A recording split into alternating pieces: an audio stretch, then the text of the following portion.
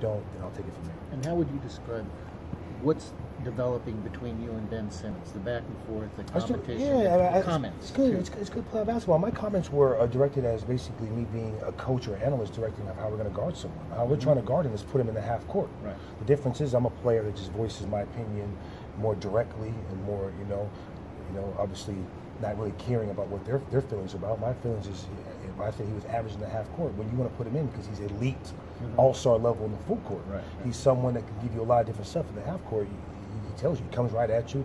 He comes over that left shoulder hook with the right hand 95% of the time. So you know that, and then he gets a lot of offensive rebounds. With me, I'm a 12-year guy. I'm not going to give you those points. So, I've guarded Kobe in the playoffs, Brandon Roy, Dirk Nowitzki. Those guys, you have to play further out. So it's not being disrespectful. Now, he might have taken it because they heard the word average. Yeah. So once he gets going, and he had such a good game, a lot of those good games, I'm not on him. And when you left the game, I think he had 6 points and 3 turnovers, and it seemed like you were getting the best of him. Did you feel like you had taken him out of his game? For sure. I mean, not even out of the game. I just felt that, at that time, I think he only had 6 points. But sometimes his value is not scoring. Right. Now, when he gives you 30 and 25, then most likely they're going to win the game. His value is the rebounding and assists. And so what I try to tell people is once we slow him up, there's no need to help. And that's where he gets you, is because he gets into the paint and he finds these shooters. And that's where what I've tried to tell my teammates is you can't overhelp. You have to be there because he'd rather, like LeBron, some of these other guys, rather get their teammates involved.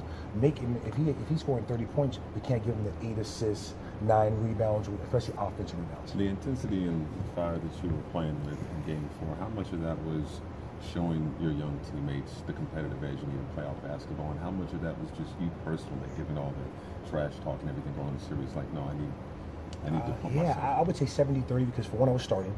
For two, the intensity you had to play with. I knew that Ed Davis was out. I knew I was going to play big minutes that game. So it was intensity. I felt wanted to tie the series up. A good opportunity at home, wanted to win one for the crowd to get back there. Because once you win 2-2, anything can happen.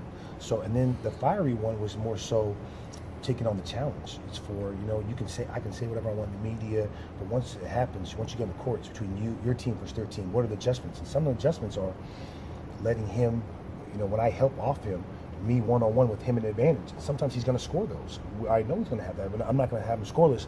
But we'd rather give him those than Jimmy Butler, these wide-open pull-ups, Joel Embiid one-on-one, the post-up. So we have to pick our poison, and it's been tough for us. And I thought we did a great job Game 1. And I thought for the most part, up to that third quarter, we did a good job in Game 4. When free agents see what Sean did with the officials, and they see that the owner's tweeting and showing you guys support, does that make this place more attractive? Do players see that? Or players see it. I mean, players see it. Players are not going to, in any organization, not just this one, players want to play for a stable organization with an owner, general manager, and coach are all aboard. And usually those are winning organizations because that's why they're doing a good job.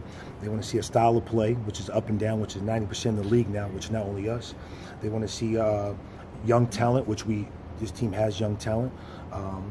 And then obviously financially, most people want to get paid, most people want to play basketball. And me being from California, I've always wanted to live in New York. Living in New York has probably been my best experience I had just living in the city. So it's bright for the future for Brooklyn, but right now the present's bright. I mean, we're right here. We were talking about the Brooklyn Nets playing Philadelphia, Game 5, going to a hostile environment. And for us, what's not a better learning experience to be able to try to come away and get a win? No.